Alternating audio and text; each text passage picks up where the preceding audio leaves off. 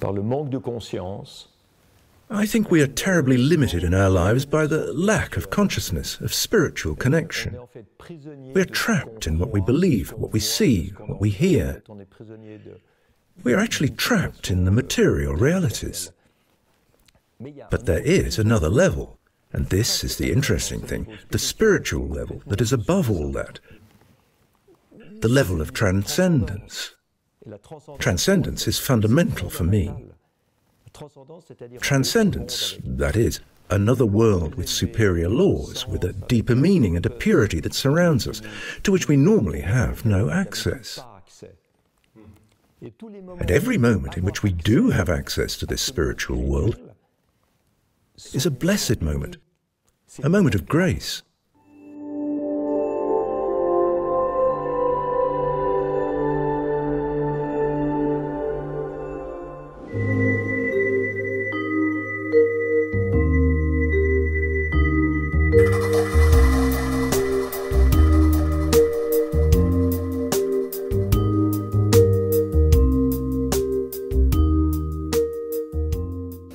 Dr. Picard, I'm delighted that you're available for an interview with Thanatos TV. Our channel deals with spiritual questions and topics relating to consciousness. Thank you very much for joining us. Avec plaisir. My pleasure. It's a topic that fascinates me. Vous êtes le fils cadet d'une triade. You are the youngest son of a triad of world-famous explorers and adventurous pioneers. Your grandfather, Auguste Piccard, was the first person to reach the stratosphere in a balloon. Your father, Jacques Piccard, dived to the deepest point of the ocean floor in his bathyscaphe, and you circumnavigated the globe. You and your co-pilot were the first to circumnavigate the globe, first in a balloon and later in a solar aeroplane. People's enthusiasm for all these achievements is undiminished.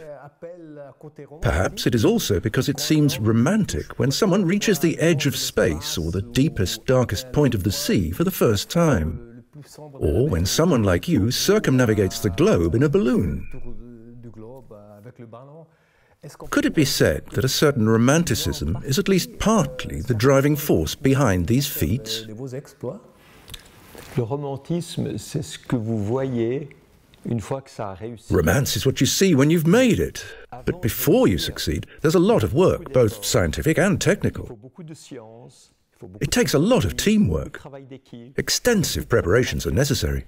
It's not always very romantic. And then there are often setbacks before you succeed. But once it works, you think, wow, that looks so easy. When you think back to your childhood, did you have any particular ideas? Was it always your goal to be an adventurer? Moi, j'ai eu envie d'être explorateur, pas aventurier, mais explorateur. I had a desire to be an explorer, not an adventurer, but an explorer, when I saw what my grandfather and father had done, meeting astronauts, divers, explorers, and test pilots. I met Lindbergh and all the astronauts of the American space program, and I thought to myself, this is the life I want to lead. But at the same time, and this is overlooked by many, there was also my mother's influence. My mother was very spiritually orientated. Eastern philosophy, psychology, spirituality. She also inspired me to do research. While my father showed me the technical side and how to explore the outside world, my mother encouraged me to explore the opposite pole, the inner world. What is life for? Why are we here? Why do we live through the days we spend on Earth? And where are we going? So there were these two sides, and I was always curious. I was fascinated by both the scientific and spiritual aspects. And I was lucky that my parents always let me ask questions. They allowed me to seek to understand things. They never said to me, "You're too young, it's not for you, stop asking questions, you just have to do what you're told, you just have to understand the mainstream." No, I was always allowed to question things, and I think that was fundamentally important for me. So you combine a good mix of maternal and paternal impulses. Your grandfather, your father, and yourself. You seem to be a triad of one. Is that really the case, or would you describe yourself, your father, and your grandfather as very different characters who share the same passions and abilities? Bon, on partage cette passion pour l'exploration. Well, we share a passion for research, for exploring what is not already evident, for things that have never been done before. I grew up with that. My father and grandfather never accepted that something should be impossible. They changed paradigms, they were disruptive. And each time they achieved what previously seemed impossible. That is what characterizes my father and grandfather. And that is probably the reason why I have also become a heretic on a spiritual level. In other words, I didn't accept any dogmas. I was never satisfied with what was generally taught. I always thought, maybe it's not like that after all. Maybe it's about something else. All these denominational schools of thought that you have to accept, practice, and trust are not for me, not at all. I think you have to be heretical. What does the word heresy mean? It comes from the Greek. It refers to dissenting opinions. It means you have the choice to think, the choice to disagree with what people say or show you. Et cela vous a aidé aussi parce qu'après vous avez pas mal de temps. Did this attitude also help you as a psychiatrist and psychoanalyst? Est-ce que c'était aussi une partie de votre travail? Alors, j'ai pas été psychanalyste parce que I didn't work as a psychoanalyst. During my studies, I heard that hypnosis doesn't work. That inspired me to look into the matter, because maybe it does work.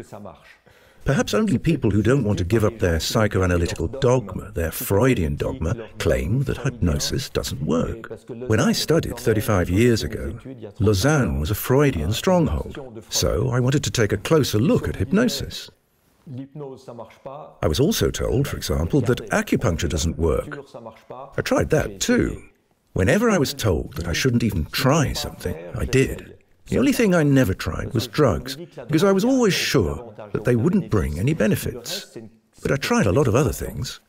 I've also tried hypnosis, and I have noticed that it works extremely well. It not only helped me with my balloon flights, but also in therapy sessions. It is an extremely powerful tool for helping people to utilize their own resources so that they can develop further and raise the level of consciousness in their lives. So I became a hypnotherapist and treated people with hypnosis techniques for 20 years. This reminds me of another example of Picard heresy. You are of the opinion that René Descartes' famous sentence, "I think, therefore I am," should be reformulated as, "I feel, therefore I am." What makes you think that? After all, this sentence is a cornerstone of Western philosophy. Why this suggestion to reformulate it? Because I think that Western philosophy is partly wrong. We are too focused on the brain and thinking and not on what enables us to be. Thinking enables us to function in everyday life, but it is not the basis of our being, of conscious being. If you want to be conscious, you don't need to think. Because where are you when you think? You are in the past. You may be thinking about what you should have done differently. Or you're in the future and thinking about things that you cannot control or that scare you. But you are rarely in the present. The only way to really be in the present, in the awareness of the present moment, is to feel. Here and now. It's not about thinking about what I'm going to say to you, but about feeling that I'm sitting here in this chair at this moment in my life with my body, with you and two other people in the room, and a camera woman who is filming and recording the sound. With these conscious perceptions, you begin to feel, to be present. You can only influence your life in the present, In the present moment, there is no other way. So you should feel much more than you think. So it's about consciousness, about our human consciousness. La conscience, dans le côté occidental, ça veut But dire what do you mean by consciousness in the Western sense? Consciousness here means that you are not asleep. cérébral. It means that you have nerve impulses in the brainstem that reach the so-called reticular zone of the brain and ensure that you are awake. Vous êtes réveillé.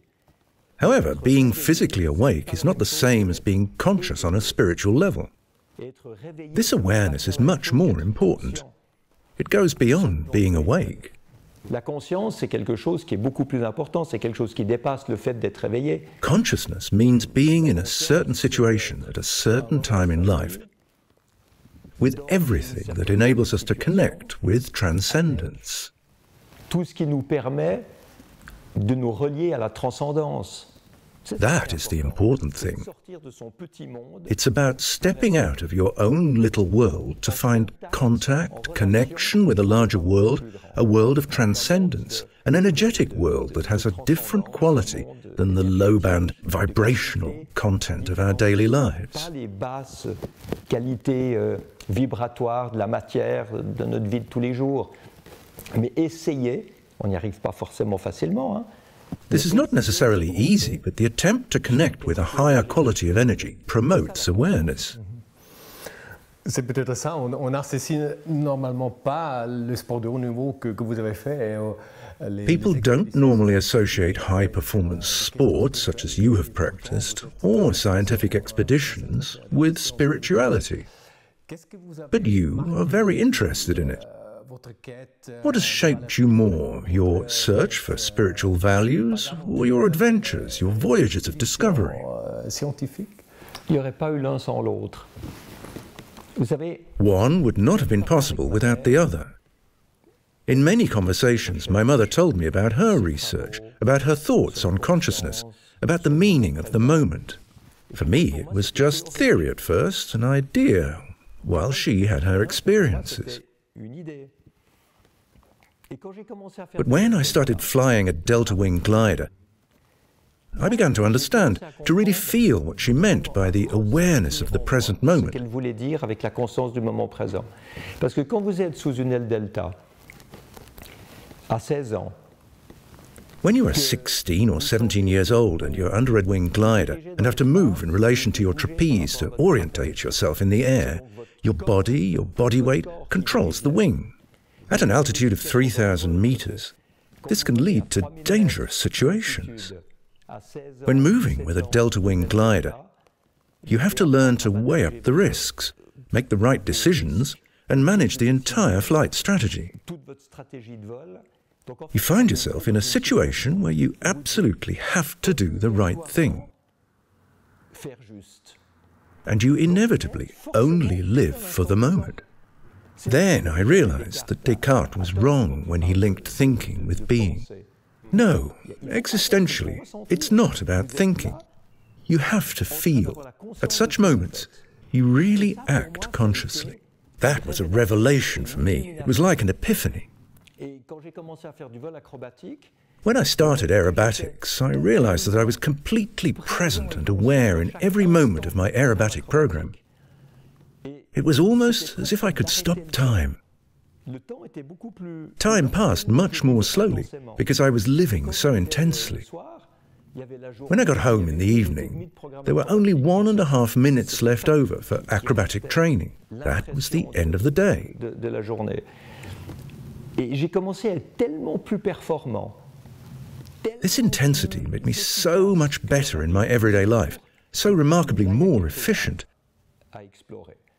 that I wanted to explore these experiences further and utilize them professionally. Professionnellement, Not for myself as an aviator, but as a psychiatrist, as a psychotherapist, as a hypnotherapist, comme hypnothérapeute, to help patients establish a strong relationship with themselves, a relationship with their lives, with their consciousness, so that they could better control what happened to them and regain more power over their own lives. That's why I became a psychiatrist. So I was actually a researcher and explorer before I became a psychiatrist. psychiatre. What you say is reminiscent of people with near-death experiences. They also speak of particularly intense experiences and a kind of hyper-reality. Sometimes they also have out-of-body perceptions. That brings me to an interesting story. Your grandfather, Auguste Piccard, was the first person to actually see the curvature of the Earth with his own eyes. However, there is an account by C.G. Jung, the founder of depth psychology. He had a near-death experience in 1944 after suffering a heart attack. He experienced himself outside his body, very far into space, much further than your grandfather 13 years earlier. Jung saw 7 globes bathed in marvelous blue, and he gave a very detailed description of the Earth. He saw, for example, the red-yellow desert of Arabia, the cloud-covered Himalayas, and, what is particularly interesting, he also described the curvature of the Earth, a luminous curvature the colour of oxidized silver. The extremely thin atmosphere all around. Yes, but at that time we didn't know what the Earth looked like from space.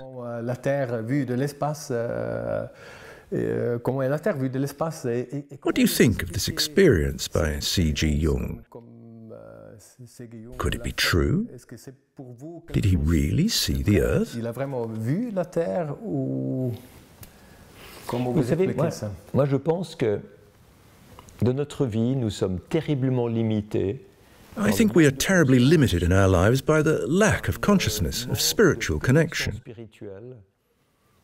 We are trapped in what we believe, what we see, what we hear. We are actually trapped in the material realities. But there is another level, and this is the interesting thing, the spiritual level that is above all that, the level of transcendence. Transcendence is fundamental for me. Transcendence, c'est-à-dire un autre monde avec. Transcendence, that is, another world with superior laws, with a deeper meaning and a purity that surrounds us, to which we normally have no access. And every moment in which we do have access to this spiritual world is a blessed moment, a moment of grace. Jung worked very intensively on moments of synchronicity, those special moments when you suddenly get answers. You don't know where from, but you get answers, explanations, you receive messages. There are also special dreams, dreams with inexplicable premonitions.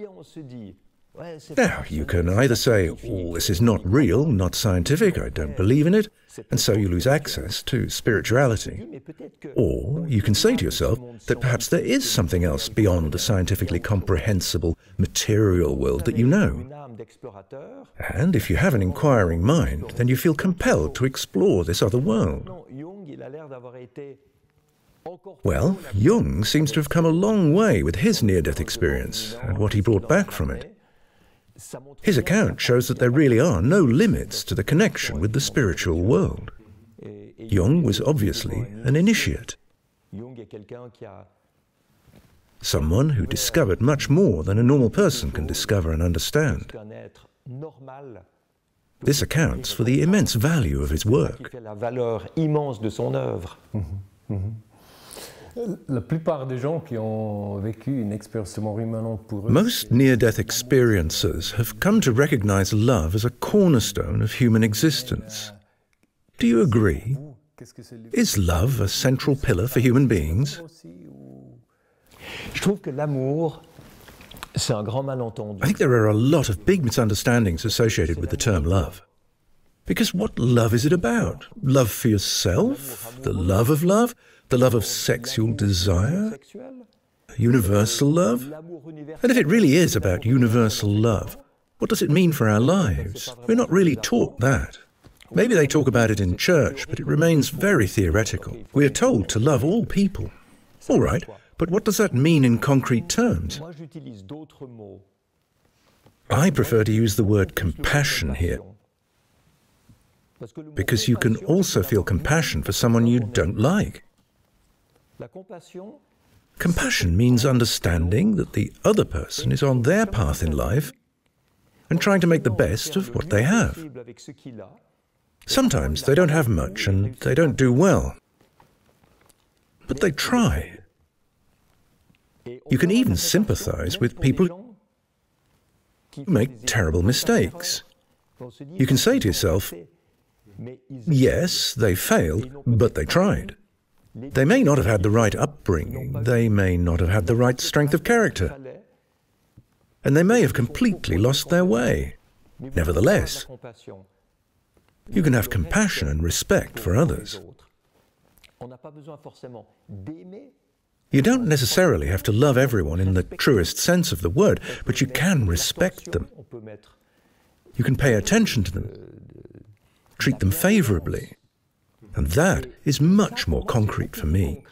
Anyone who says that they love everyone also creates resistance. People reply, okay, I can't love everyone, but if you respect the other person, show them goodwill and have compassion for them, then I think it's much more concrete, more practical, and also feasible. Does this attitude perhaps show true love?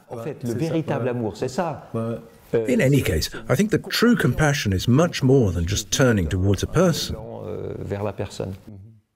You could perhaps say that compassion is a part of love, true love, and not the other way around, that love is a part of compassion. Dr. Pickard, you have also regularly dealt with people who have a hard time in life, much harder than others. Do you have a general explanation for the injustices in this world? Why is there injustice?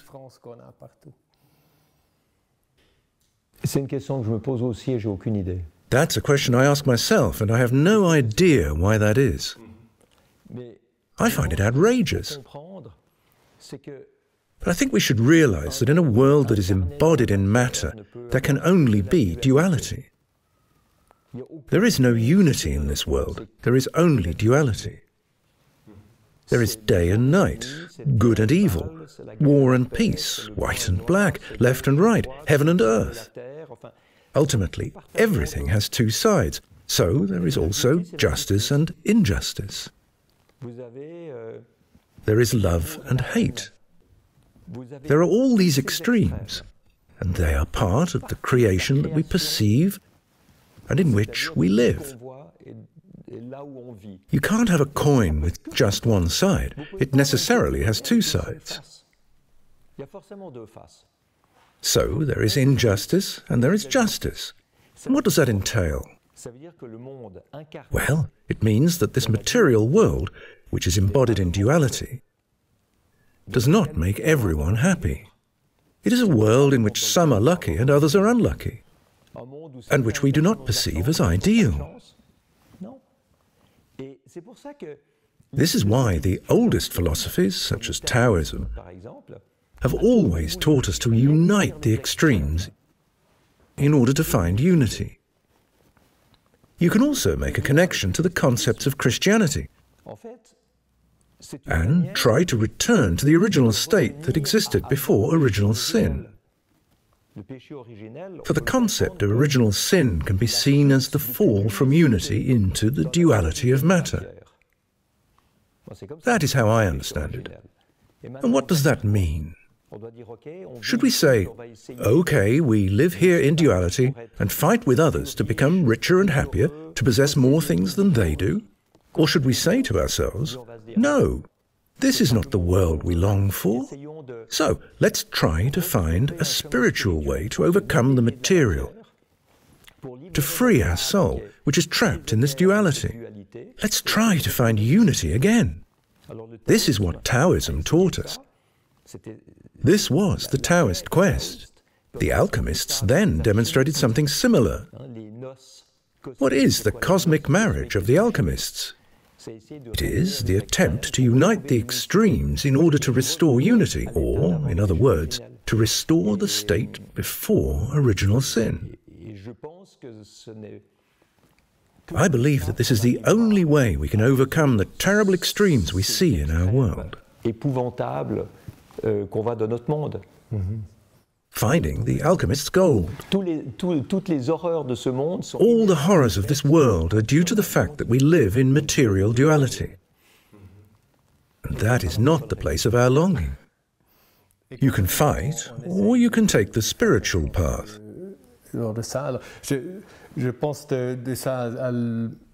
David Brooks, a columnist for the New York Times, distinguishes between two types of people.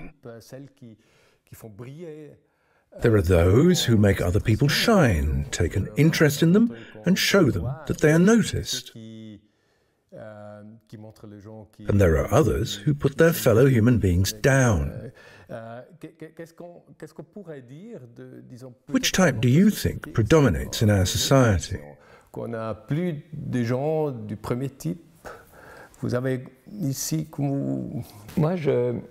I believe that you have a choice in every moment of your life. From a scientific point of view, there is a connection that can be seen in the laws of physics, a continuum between matter and energy. You can have more matter or more energy. A stronger vibration, a higher quality of energy means less matter. And conversely, a lower quality of vibration means more matter. It is similar with our life on this planet, whenever we choose how we behave. When you go deeper, the vibrational qualities decrease. You can do this with hatred, revenge, violence, or selfishness. These are all low vibrational qualities that lead you to more matter, i.e., bind you to the material world. Or you can try to achieve a higher quality of energy. You can do this with goodwill, respect, awareness, compassion, and wisdom. This brings you into a higher energetic state. And when you experience this state, it also means that you feel better. If you go into a low vibrational quality that has to do with revenge or violence, how do you feel afterwards? You won't really feel better.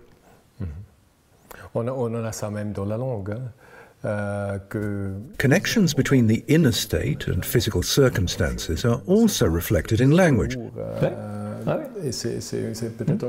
For example, when someone says, "I feel heavy."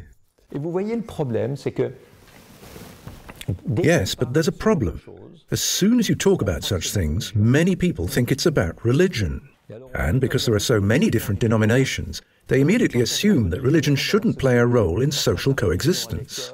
People demand that there should be no religious education in schools, and even at university today you have to be very careful not to introduce any religious aspects. But it's not about religion, it's about spirituality.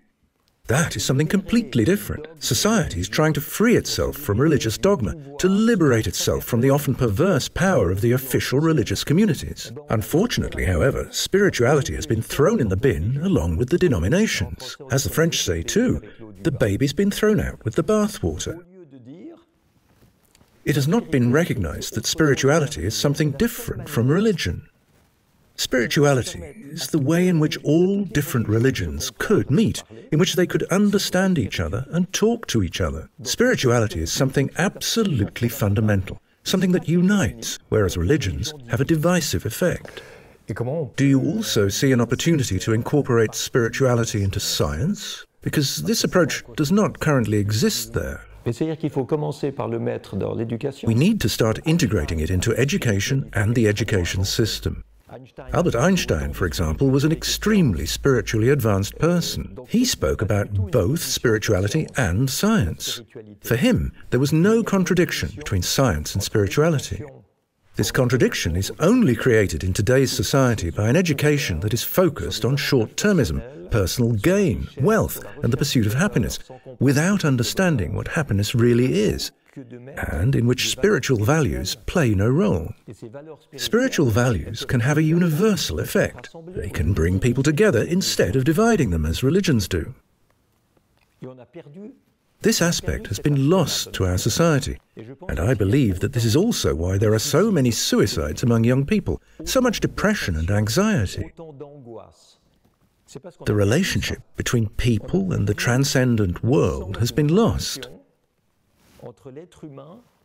the relationship to a higher world that leads beyond everyday life, that gives meaning to what we experience. It is not a question of whether God exists or not. It is irrelevant whether you are an atheist or a believer. It is simply about personal experience, about consciously experiencing the present moment. Thank you very much for this interview, Dr. Pickard. All the best for the future, for you personally and for your work, with which you also help and inspire other people. Thank you very much. Avec plaisir. My pleasure. Thanks for the interview.